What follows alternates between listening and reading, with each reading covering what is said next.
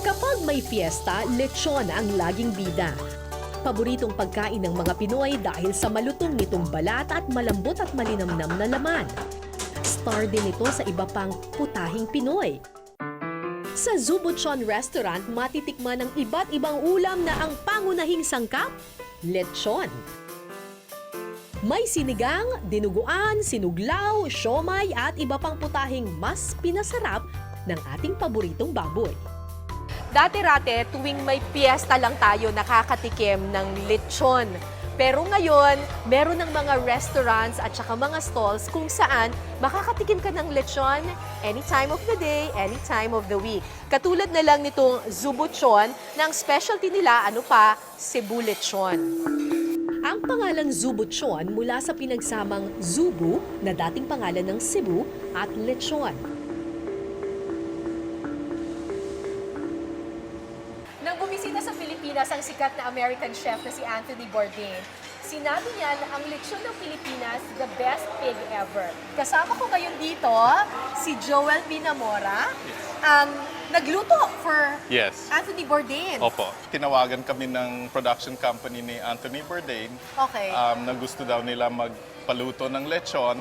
And we said, we're not really a business. There's no intention of this being a business. And I think that's what they like.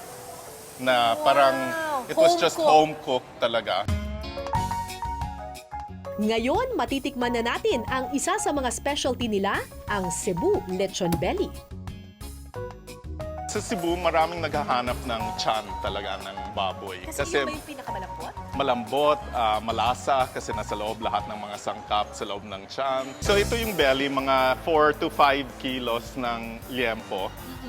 Siyempre may mga 2 layer or 3 layer ng fat. At isa sa mga ginagawa namin dito sa Zubuchon is binababad yan sa tubig na may asin at saka mga paminta and other ingredients overnight. O yung mas maganda is pag na-roast na yung lechon, medyo juicy siya at saka yung lasa ng asin nandoon talaga nakababad sa meat. We just put this all into a blender or almirez kung wala kayong blender. So yung red onions na fresh at saka yung roasted na onions, slow cook bawang, white onions, black pepper na pamintang buo, muscovado sugar, lemongrass or tanglat, syempre laurel, raw garlic, coconut vinegar, and we use soy sauce na walang MSG. Parang napansin ko yung mga ingredients talagang from scratch. Wala kayong Yeah, masyadong bottled process. Nothing. No process, no cubes, no powdered. Ganito ang magiging itsura Yes. niya.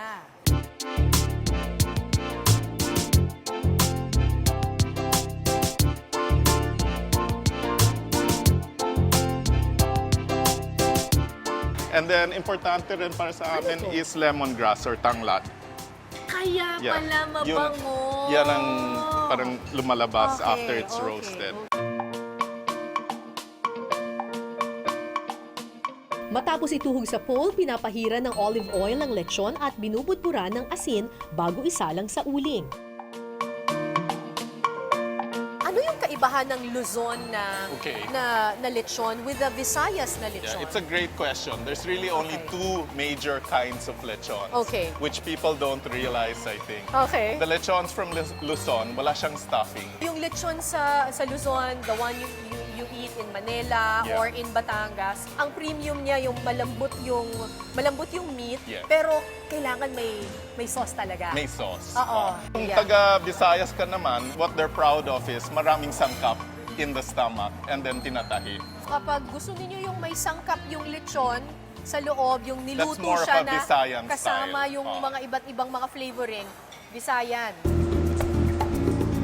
Ang isa sa sikreto ng mas pinasarap na lechon ng Zubuchon, tinutusok-tusok nila ang balat para mas lumutong. Ang ganda-ganda ng itsura niya. Ang tanong, sa loob din ba? Tingnan natin sa loob. So, maganda din. Wow! Look at that! Grabe! Rinig na rinig mo yung pagka-crunchy So, niya. Ay, ang ganda. you can see that. Tikman natin. Kasi makikita natin, nasa gitna lang natin nilagay yung sauce. So, malalaman nating perfect yung ginawa natin kung pati yung balat ay malalasahan Ang sarap! At saka nalalasan mo yung alak. Yeah. Pagdating naman sa ulam, lechon overload din dito sa Zubutson. Ang natutuwa ako dito sa inyo, yung lechon, hindi lang siya lechon lang. Meron kayong iba't ibang variations na ginagawa sa lechon para yun sa mga taong nagsasawa na sa lechon lang. May iba-ibang dishes. The whole idea is gamitin yung ibang mga parte ng lechon. And then, kakaiba nga yung mixture niya, pero masarap. Kung nauumay ka na sa roasted lechon, worry no more dahil marami pa raw pagpipili ang putahe rito. Kahit na nakasoak na siya, kahit na nandun na siya sa mismong sabaw, crunchy pa rin.